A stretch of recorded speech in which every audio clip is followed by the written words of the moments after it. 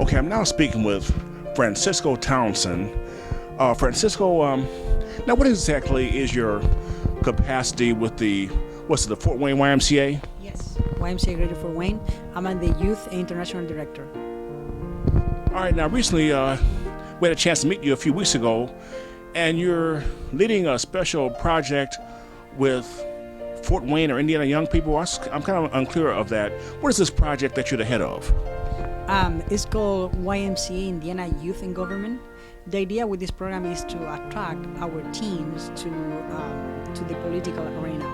We want them to become more learning about civic engagement, and also they can learn about democracy and how this can make an impact on their lives. All right, now is this a Fort Wayne initiative, or is it across the state, or how broad of a reach do you all have? Indiana Youth in Government is a national program that have been run for the YMCA. It's currently present in about 38 states in the nation. So here we are bringing this Fort Wayne program back to Fort Wayne. It started at Fort Wayne at some point, and we want the kid become involved with this program here in Fort Wayne. The idea is they go to an Indiana State Conference where they will be running a youth legislator with other 200 or 300 high school kids from all over the states, but also they have the opportunity to participate with other students around the country in the National Youth Legislator at the Washington, D.C. Okay, now wait a minute. I want to make sure I follow this. This is interesting. You have youth administrators that are being voted on? Yes, the youth run a youth legislator where they can be elected as a senator and representative. They can run for a public charge, like they can be a governor, they can be a speaker of the House, they can be run for a member of the Supreme Court, they can be the judge, and they are elected by their own peers. So at some point they need to do lobby in order to be elected as the Indiana Youth in Government governor, for example.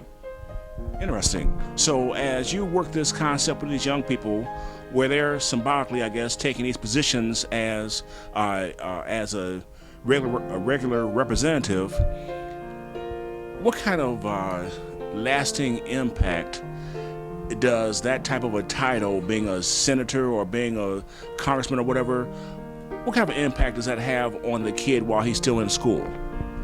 Well, I think when you are young, there are a lot of options, but many times you don't know what you want to do with your life. So this is some sort of like the ideas and some sort of like activity where you can find maybe a niche where it can help you to decide your future career. But also for those kids that are very interested in public speaking, in participating in the government, that they are involved in their community, this can be a real training about how it will be their job or their career in the future life. Well, not only that, if these kids across the country or across Indiana are meeting each other, now what is the age range that you're focusing in on? Indiana Youth in Government is for high school kids mainly, but also eighth grader can be part of the program as a pages. So then by working on with 8th graders through high school, and these kids are taking these jobs, or they're becoming knowledgeable, the roles, that could very easily mean that if they continue in that same line, that all these kids might be knowing each other when they get to the House of Representatives. Exactly. And that is the idea. And sometimes some of the kids, they want to work in some sort of the government, or they want to be attorney. So this is an excellent practice for them. It's an excellent curriculum building. Now, have you noticed any correlation between when a kid gets involved in a program and takes trips or does things with you and their grades? I mean, does that reflect in them in their academic pursuits?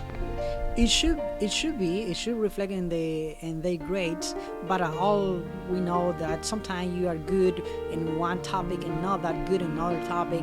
So I assume for those kids that are part of the program, they will they will have an excellent grade in civic engagement and any other like political or history. But the idea is they can become good in all the grades that they are working with in all their classes. So, what enlightens you or inspires you most about the Fort Wayne Urban League group? I I love the commitment of the kids, the energy, the passion. I think, despite the socioeconomic difference that teenagers may have, they always look for the same, for the same goals. They look for a place where they can feel safe and secure. They look for opportunities. They look for empowerment. They look for a way to feel useful and give it back to the community. That's a lot there. Tell me something now. How long have you been in America? 9 years. And you're originally from where? I come from Chile. So, 9 years ago, was the environment in Chile, politically, socially, the economy, how similar or different is it from there to here? I mean, what was it like as you were leaving there to come here? In fact, why did you leave there and want to come to the United States? I always have been part of the YMCA since I was 10 years old. I was involved in the YMCA programs. And the YMCA in my country and many countries in South America, it run in the same way that the Urban League run. The YMCA has houses in the community where teens go there and then find support and a nurtured place. The staff help them with their homework and also help them in their life path. So by being involved in the YMCA, I started to learning about my community and also about my country. Because of the YMCA, I was able to travel around the country and represent my my leadership group in different international and national conferences. So what brought me to United States? It was my wife. She's from Fort Wayne. She went to Valparaiso, Indiana University, and Valparaiso, Indiana University have a partnership with Valparaiso, Chile, where I am from. So I met her once she went down there for an exchange program. She went to practice her Spanish and social work. So we meet for a couple months where she was there, and then she came back to Fort Wayne to finish her degree, and then she returned to Chile for about 2 years working on the international department. So at some point our relationship became more serious, and at some point we had to say where we live. My family, I have 3 brothers and 1 sister, a lot of nephews and nieces. So I thought, well, my mom and dad may, still have a good company here with my siblings. But my wife's side was just her and her sister and mom and dad. So I said, I can go there and try. She was in Chile for about 3 years, so I said I should go there and try too. So I came here with not English, because we never had to learn English when we are so far away from the rest of the world. It's happened the same thing in here, that you feel like you have everything, so you don't need to learn anything. People that live in the United States sometimes feel that way. So when I came here, I started learning English at the YMCA with the before and after school programs, since they were the only one that had the patience to repeat the same word 5 or 10 times to me. Plus their English was clear. They don't use idiom. They speak clearly, slowly, so that helped me. So I started my way into the YMCA, being a part-time staff, and then I went to college. I attended to IPW. In Chile, I was attending to the law school for 4 years, so I have my degree kind of in paralegal. But when I came here, nothing that worked, so I had to start from zero. I feel like I was born again, since no language, no friend, different culture, different food. But again, I came here to be successful. So I attend to IPFW. In 4 years, I get my degree in Spanish. I was thinking to be a Spanish teaching for high school. But at some point, the youth director position became up in the YMCA and apply, and here I am.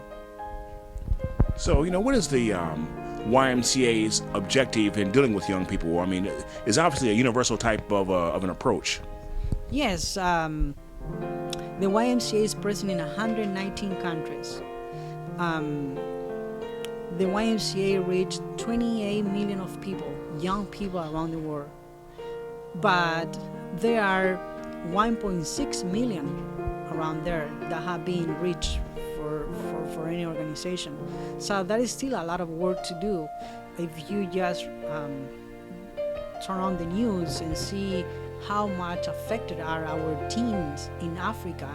I was just reading an article about that young ladies, when they become 13, 14, even younger, they need to be married with some older man they don't know, they don't want, and they become pregnant and starting a life that they don't desire. Last year, 200 teens were kidnapping for a paramilitary group, and still they don't know where they are. So teens are struggling with hardest time around the world. So the YMCA try to help them, to empower them, so they can have a better life and more opportunities. It's like any other organization.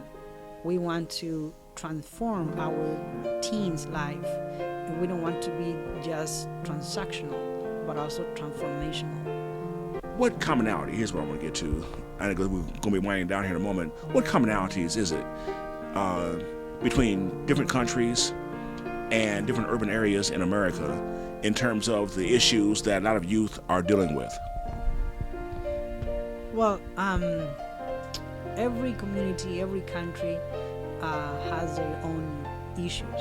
Even here in Fort Wayne, the YMCA that is here at Renaissance Point, it's have a completely different atmosphere that the YMCA has in Central Branch or in Jorgensen area or in Parkview.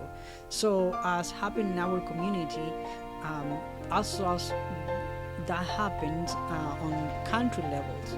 So what is our challenge is how we can be more diverse and inclusive with our community, so then we can serve better to all of our community, and especially to our teens.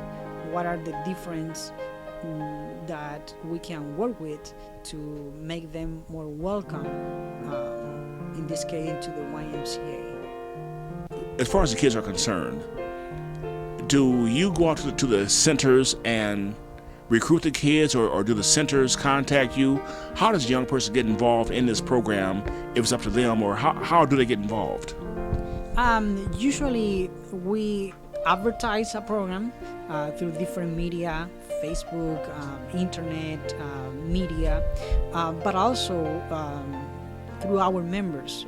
Once they register or once they have been around our community, they start asking, what do you have for my kid? What do you have for my son? So that's also a good way to get connected in these programs.